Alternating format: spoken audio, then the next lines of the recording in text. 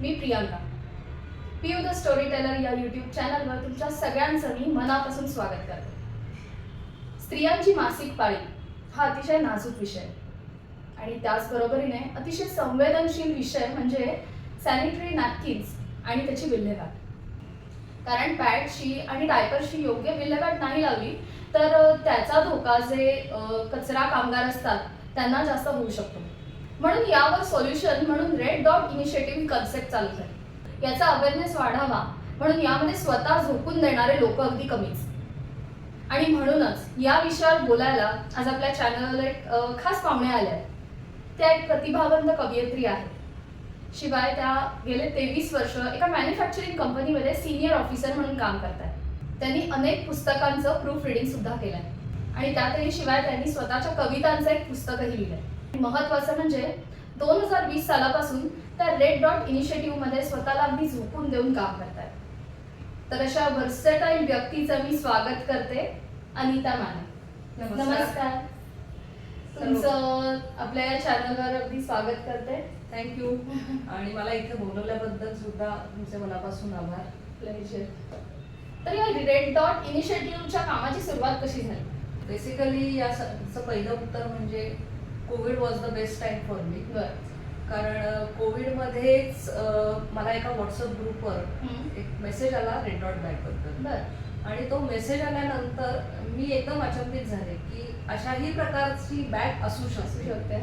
So आतापर्यंत सगळ्यांनाच, महिला काय किंवा मुली काय, की सॅनिटरी पॅड्स वापरतात, पण ते टाकायचे कसे ह्याच्याबद्दल काहीच माहिती नव्हती. कारण आतापर्यंत आपली जी भारतीय संस्कृती आहे त्याच्यामध्ये सगळ्यांना थोडं त्याबद्दल थोडा एक ऑकवर्डनेस आहे की सॅनिटरी पॅड्स टाकताना कोणी बघेल का, आणि मग कशात तरी कोणाचं लक्ष नसताना हळूच पेपरमध्ये रॅप करणार किंवा काळ्या बॅग मध्ये ती रॅप करणार आणि मग कचऱ्याच्या डब्यामध्ये टाकणार. सो असे प्रश्न सुद्धा भेडसावत होते आणि त्याच्यावर हे उत्तम सोल्युशन आहे रेड डॉट बॅग. आता रेड डॉट बॅग जे आहे ते ऍक्च्युली काय आहे ते मला तुम्हाला सांगायचंय. त्याच्यासाठी मी ऍक्च्युली बॅग पण आणली आहे. ही एक सिंपल रेड डॉट बॅग आहे.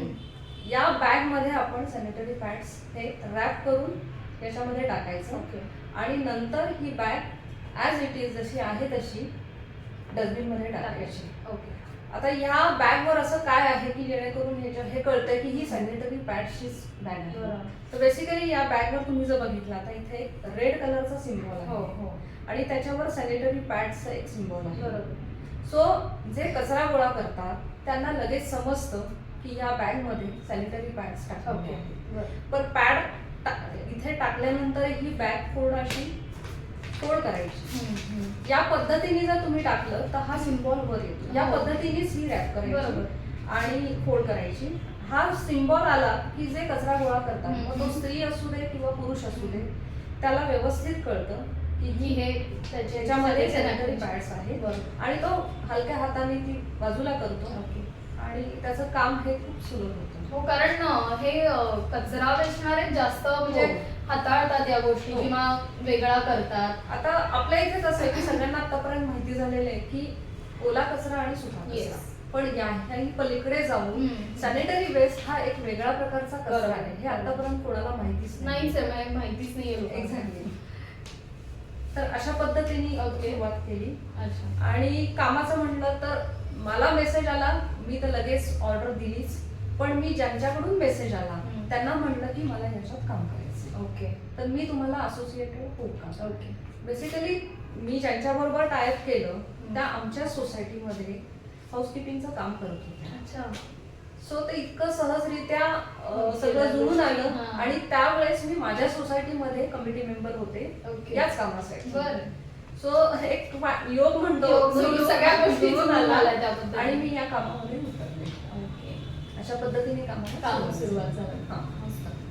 तर या रेड डॉट इनिशिएटिव्हचं एक्झॅक्टली काम कसं चालतं सांगते. आता ही बॅग जर बघितली तर एक सिंपल तुम्हाला वाटेल की एक सिंपल एन्व्हलप आहे ब्राऊन कलरचं, त्याच्यावर एक रेड डॉट आहे. ठीक आहे. पण हे सगळ्यांना समजावून सांगणं it was a challenge for me. कारण अगेन जसं म्हणते भारतीय संस्कृती जी आहे त्याच्यामध्ये महिला विशेष त्यांना हे पचनी पडणं खूप अवघड आहे. अगदी नाजूक विषय मी जसं म्हणले तसं कारण आतापर्यंत कोणीही ओपनली पिरियड किंवा पाळी आपण म्हणतो त्या विषयावर बोलत नाही बोलत. तर हे तर फार त्या पुढची गोष्ट आहे. त्यामुळे आधी हे समजावून सांगणं, त्यांच्या पचनी पडस्तपर्यंत ते कॉन्व्हर्सेशन चालू ठेवणं, या गोष्टी मला करायला लागल्या. म्हणजे पूर्वी आता मी जर बघितलं तर आतापर्यंत मी 60,000 डझन पेक्षाही जास्त रेड डॉट बॅग्स पूर्ण भारतभर आणि भारताबाहेरही विकल्या आहेत. पण तेव्हा मला 1 डझनची ऑर्डर घेणं सुद्धा खूप अवघड होतं. खरंय, म्हणजे लोकांना हे समजावून सांगणं आणि त्यांना ते पटणं, हे का करायला पाहिजे, त्याच्या मागचा थॉट प्रोसेस काय आहे ते सांगते. तुम्ही जर बघितलं तर सॅनिटरी पॅड्स ही बायोमेडिकल वेस्ट आहे. त्यामुळे त्याच्यापासून होणारे हेल्थ हॅझार्ड हे खूप खूप भयंकर आहे. आणि कोविड मध्ये काय झालं, सगळ्यांना एक व्हायरस आला, तो दिसत नाही, त्याच्यामुळे होणारे दुष्परिणाम सगळ्यांनी पाहिले आहेत. तर इन फ्युचर याच्यापासून सुद्धा एखादा व्हायरस जन्माला येऊ शकतो. सो प्रोएक्टिव्ह अप्रोच जर आपण ठेवला तर त्याच्यावर हे बेस्ट सोल्युशन आहे. की प्रत्येक वेळेस काय व्हायचं, सुरुवातीला आपण काळ्या कलरच्या बॅग मध्ये आपण ही वेस्ट टाकायचो किंवा पेपर मध्ये. त्या कचरा वेचक जे आहे त्यांना प्रत्येक वेळेस ती ओपन करायला लागते. मग त्यामुळे कुठेही त्यांना ते चान्सेस आहेत हजार्ड. सो याच्यामध्ये टाकल्यावर त्यांना लगेच कळतं की याच्यामध्ये काय आहे. कारण आपण जेव्हा कचरा ठेवतो पुढे जाऊन तो रॅम्पवर परत एकत्र केला जातो, त्याचं सॅग्रिगेशन होतं. जसं आपण म्हणतोय ओला कचरा वेगळा होतो, सुका कचरा वेगळा होतो, तसा हाही कचरा वेगळा होतो. त्यामुळे त्यांना ते सहज कळतं. परत ह्या सॅनिटरी वेस्टचं डिस्पोजल हे परत वेगळ्या पद्धतीने होतं. तेच मला विचारायचं महत्वाचं आहे. आणि ते होण्यासाठी तिथपर्यंत ती जी प्रोसेस आहे तिथपर्यंत जाण्यासाठी जर आपण त्यांना थोडी मदत केली तर काही काम सोपं होणार आहे. आणि याच्यामध्ये विन विन सिच्युएशन आहे. एक म्हणजे सगळ्यांना हे इमिजिएट अवेलेबल होतं, कुठल्याही प्रकारचं ऑकवर्डनेस नाही. बॅग तुम्ही कुठेही कॅरी करू शकता, तुमच्या पर्समध्ये घेऊ शकता. ऑफिसमध्येही तुम्हाला खूप वेळा प्रॉब्लेम येतात की कसं टाकायचं, तुम्ही याच्यामध्येच सॅनिटरी पॅड्स ठेवू शकता. जेवढे लागतात तेवढे, जेवढे बॅग्स आपण कॅरी करू शकतो. आणि जेव्हा आपण व्यवस्थित करतो तेव्हा दुसराही विचार करतो की आपल्यालाही अशा प्रकारे बघूनच आपण करायला पाहिजे. अशा पद्धतीने काम होतं चालतं. आणि एकाची कशी माउथ पब्लिसिटी झाली की बाबा हे चांगलं काम आहे किंवा सोशल कॉज आहे. सोशल कॉज आहे, नोबल कॉज आहे. याच्यामध्ये कुठल्याही प्रकारची हानी नाही. काहीच तुम्ही वेगळ्या पद्धतीने म्हणताय, भारताला तुम्ही अवेअर करता. भारताला अवेअर नाही, सॉरी, भारताला आपण म्हणतोय की माझा भारत खूप चांगला आहे, पण ते तुम्ही तुमच्या कार्यातून टाकता. तुमचंही कर्तव्य आहे. आपण म्हणतोय स्वच्छ भारत अभियान, पण त्या स्वच्छ भारत अभियानामध्ये हे खूप महत्त्वाचं नक्कीच. आणि जर आपण सुरुवात केली तर मग आपल्या शेजारचं कोणतरी आहे ते बघून सुरुवात करा आणि मगच ती साखळी बरोबर आहे. तर गेले 3-1 वर्ष तुम्ही हा उपक्रम करताय, बरोबर, 2020 सालापासून. तर हा उपक्रम करता करता तुम्हाला याबद्दल चांगले आणि वाईट अनुभव सुद्धा आले असतील की काही काहींचे क्रिटिक सुद्धा तुम्हाला ते ऐकायला लागले असतील. तर त्याबद्दल काही सांगाल मला, ते अनुभव शेअर करा. ऍक्च्युली सुरुवातीला व्हॉट्सअपवर मेसेजेस करत होते आणि खूप जणांना ग्रुपमधून पण मेसेजेस करण्यात आले. सगळ्यांनीच ते पाहिले असं नाही, काही इग्नोर करायचे किंवा काही रिस्पॉन्ड करायचे. मला रिस्पॉन्स खूप छान मिळालेला आहे. पण त्याबरोबर वाईट अनुभव म्हणता येणार नाही, पण वेगळ्या प्रकारचे अनुभव आलेले आहेत. सुरुवातीला मी व्हॉट्सअपवर करत होते, त्याच्यानंतर मी फेसबुकला जॉईन झाले आणि वेगवेगळ्या फेसबुक ग्रुपवर मी मेसेजेस टाकायला सुरुवात केली. त्यामध्ये मला ट्रोल करण्यात आलं. कारण या बॅगचं जर तुम्ही बघितलं तर या बॅगमध्ये रेड कलरचा सिम्बॉल, याचं कंपॅरिझन आपल्या कपाळावरच्या कुंकवाशी केलं गेलं. कारण कोइन्सिडेंटली दोन्हीचा कलर एकच आहे. म्हणजे रेड डॉट मधल्या ब्लडचाही कलर एकच आहे आणि कुंकवाचाही कलर लाल, तोही सेमच आहे. त्यामुळे त्याच्यावर मला ट्रोल करण्यात आलं की हे काय, बायका काहीही करतात, म्हणजे त्याच्यामध्ये काही बघतच नाही.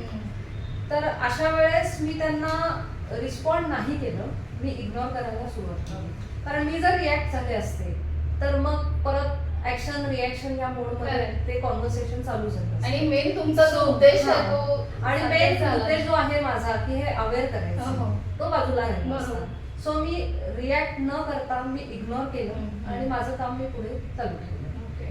त्याच्यानंतर आलेला एक दुसरा अनुभव, मी एक्झिबिशन मध्ये पण पार्टिसिपेट केलं. तर बेसिकली एक्झिबिशन मध्ये येणारा जो ग्रुप असतो त्याची मानसिकताच वेगळी असते. हम्म. त्यांना शॉपिंग करायची असते. हम्म. त्यामुळे जे सगळे धावले ते फूड स्टॉलकडे किंवा ज्वेलरी किंवा कपडे या स्टॉलकडे हो. धावले. त्यामुळे माझ्या स्टॉलकडे येणारे कस्टमर हार्डली एक 10 पण असते की नाही माहित नाही मला. बरं.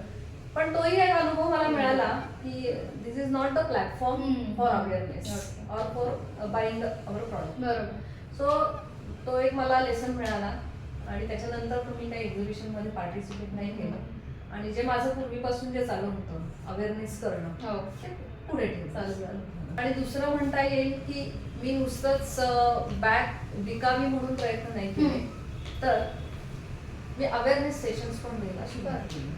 सोसायट्यांमध्ये, शाळांमध्ये अशा मी बऱ्याच सोसायट्यांमध्येही अवेअरनेस सेशन्स घेतलेले आहेत आणि शाळांमध्येही घेतलेले आहेत.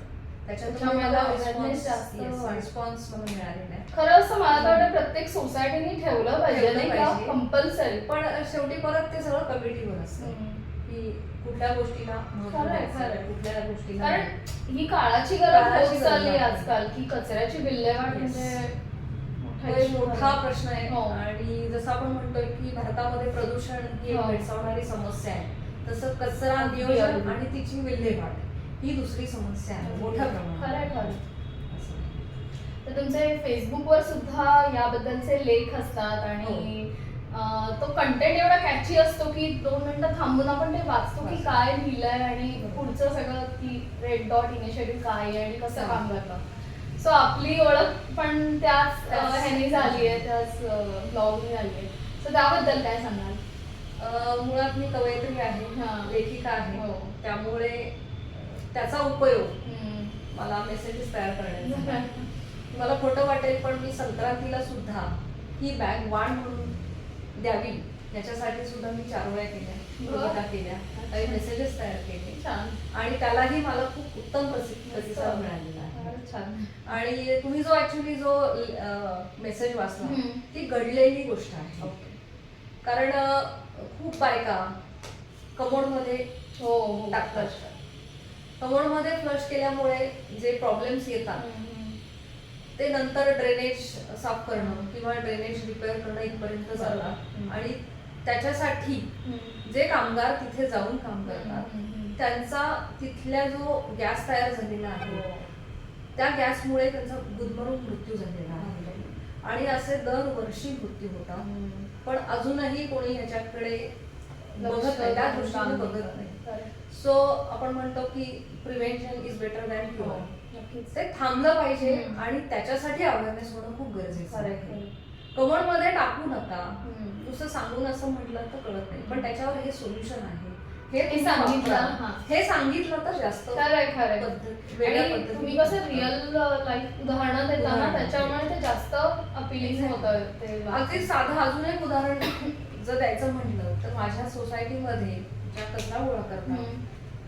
त्यांना अनुभव आलेले आहेत की असा मेन जो आपण पोर्च असतो हम्म. तिथे सॅनिटरी नॅपकिन टाकलेला होता. हम्म. आणि ती बाई मला म्हणाली की आज माझा महाशिवरात्रीचा उपवास आहे एक आणि मला हे असं काम करायला लागतंय. हम्म. आता तिच्या भावना जर बघितल्या तर ती जरी सुशिक्षित नसली हो. तरी तिला हे खूप म्हणजे वाईट वाटतं खरंच की आहे. माझा उपवास आहे, मी सगळं मी पाळते, हे पण मला काम हे करेन. काम करायला लागतंय. पण शेवटी पोटासाठी आणि कुटुंबासाठी त्यांना ही खरंच. कामं करावी खरंय, लागतात. खरंय. मग आपण थोडं तरी त्यांना नक्कीच, कुठे नक्कीच. सपोर्ट केला पाहिजे शंभर आणि टक्के. बायकांना अवेअर केलं पाहिजे. तुम्ही एक उत्तम कवयित्री आहात, तर आम्हा सगळ्यांना तुमची एक छान कविता ऐकायला आवडेल. नक्कीच. अनोळखी रस्त्यांवर एक केलेली कविता आहे. अनोळखी रस्तेच बरे वाटतात, ओळखीचे रस्ते उगाच आठवणींना जागा करतात आणि पाय अडकवतात. अनोळखी रस्त्यावर मन थोडं वावेल, पण सावरायलाही हा रस्ता शिकवेल. अनोळखी रस्त्यावरून दवडता दवडता ओळखीच्या वाटेवर नेईल हा रस्ताच. मनातही असाच एक रस्ता असतो, अनोळखी, ज्याला ना सुरुवात ना शेवट. आपण मात्र अशा अरुंद अरुंद रस्त्यावरून चाचपडत चाचपडत चालतच राहायचं. कधीतरी वाट सापडेल या आशेपोटी. अरे सुंदर गेली. Thank you. मस्त. तुम्ही लेखिकाही आहात. हो. अनेक मासिकांमध्ये सुद्धा तुमचे लेख छापून आले, तर त्याबद्दल म्हणजे एखादा तुमच्याकडे तयार असेल तर आम्हाला सांगा. हो, नक्कीच. लेखिकेला खरं तर किंवा लेखकाला सगळ्यात महत्वाचं म्हणजे शब्द आहे. हो. तर मी या शब्द या 2 अक्षरी शब्दावरच अरे वा. एक आर्टिकल लिहिलेलं ओके. आहे. बरं. बघा तुम्हाला आवडतंय का? नक्कीच. आर्टिकलचं नाव आहे शब्दांच्या दुनियेत. बरं. बरेच दिवसापासून काहीच लिहिले नाही. काय कारण असेल? वेळ नाही की शब्द रुचले आहेत? वेळ नाही असं म्हणता येणार नाही, कारण वेळ काढावा लागतो. मग कदाचित शब्द सुचले असावे. त्यांचंही बरोबरच आहे म्हणा.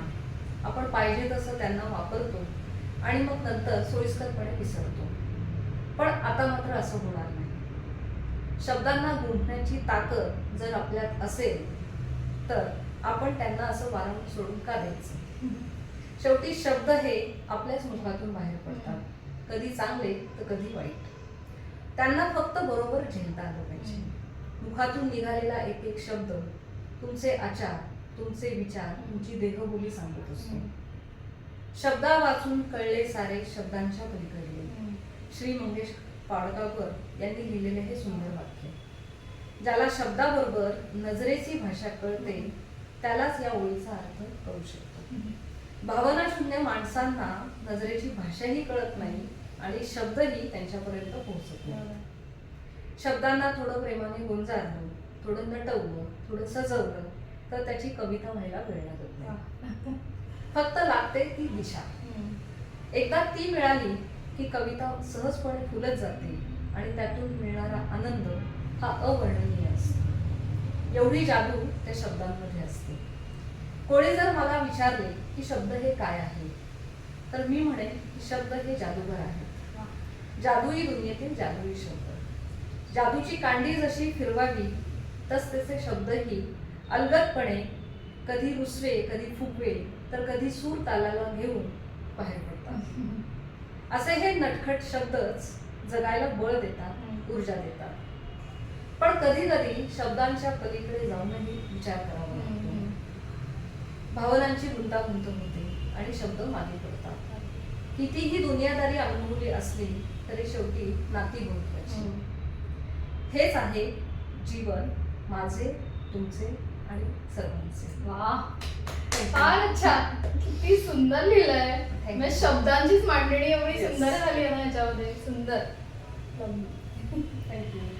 तर तुम्ही उत्तम कवयित्री आहात, लेखक आहात. गेले 23 वर्ष तुम्ही एका कंपनीमध्ये छान पोस्टवर काम करताय आणि शिवाय रेड डॉट इनिशिएटिव्हचं सुद्धा काम करताय. तर हे सगळं घर संसार सगळं सगळं कसं मॅनेज करताय तुम्ही? एका शब्दात सांगेल, आवड तिथे सवड. परफेक्ट. कारण जर तुम्हाला एखाद्या गोष्टी झोपून काम करायचं असेल तर तुम्हाला तेवढा वेळ काढावा लागतो. बरोबर. आणि एवढे वर्ष नोकरी करत असल्यामुळे टाइम मॅनेजमेंट हो. हे सहजपणे जमायला लागलेलं आहे. त्यामुळे होतं, सहज मॅनेज होतं. कधी कधी स्ट्रेस येतो पण तो तेवढ्यापुरता असतो. पण मग एखादी कविता लिहिली, एखादा लेख लिहिला की तो सगळा सगळा stress stress निघून निघून जातो. जातो. आणि कारण काय, मी जेव्हा कविता लिहिते किंवा आर्टिकल लिहिते तेव्हा मी पोस्ट करते हो. आणि मग त्याला जे रिप्लाय येतात ते खूप छान असतात. आणि मग अजून काहीतरी करावं, अजून काहीतरी करावं, उमेद आणखीन उमेद अशी मिळते आणि मग स्ट्रेस निघून जातो. आणि माझं स्ट्रेस निघण्याचं कारण हेच आहे की माझा छंद मी जोपासला आहे खरंय. आणि हे ती महत्त्वाचं माझ्यासाठी आहे. महत्वाची ऊर्जा आहे. खरंय खरंय. असं सगळं ते गणित आहे. कारण आजकालचं कसं सगळ्यांचं लाईफ एवढं धावपळीचं हो. झालंय की घर संसार म्हणजे सगळं मॅनेज करून आपल्या आवडीनिवडीला सुद्धा वेळ देणं जमत नाही काय केलं. खरंय. सो तुम्ही एक आदर्श आहात सगळ्यांसाठी आणि मस्त काम करताय. थँक्यू. तर जाता जाता एक टेकअवे मेसेज म्हणून आपल्या सगळ्या प्रेक्षकांना तुम्ही काय सांगा? पीयू द स्टोरी टेलर या माध्यमातूनच मी सगळ्यांना सांगू इच्छिते की मी जे काम करते आहे त्याला नक्कीच तुम्ही सपोर्ट कराल आणि तुम्ही पण या बाबतीत थोडा विचार कराल. रेड डॉट बॅक इनिशिएटिव्हला तुम्ही पण थोडा हातभार लावाल अशी अपेक्षा करते. कारण माझी एक स्लोगन आहे, being woman for woman, being woman for woman, red dot back, let's do the social tag. त्यामुळे एका महिलेने दुसऱ्या महिलेला जर सपोर्ट केला तरच आपण जे स्वच्छ भारत अभियान म्हणतोय त्याला कुठेतरी आपण कॉन्ट्रीब्यूट करू, एवढं निश्चित. सो डिस्क्रिप्शन बॉक्समध्ये मी यांचे डिटेल्स देते, तुम्ही नक्की त्यांना कॉन्टॅक्ट करा या रेड डॉट बॅगसाठी आणि आपल्या स्वच्छ अभियानाला हातभार लावा. तुम्हाला आजचा एपिसोड कसा वाटला त्याबद्दल कमेंट्समध्ये नक्की कळवा आणि पीयू द स्टोरी टेलर या यूट्यूब चॅनलला सबस्क्राईब करायला विसरू नका.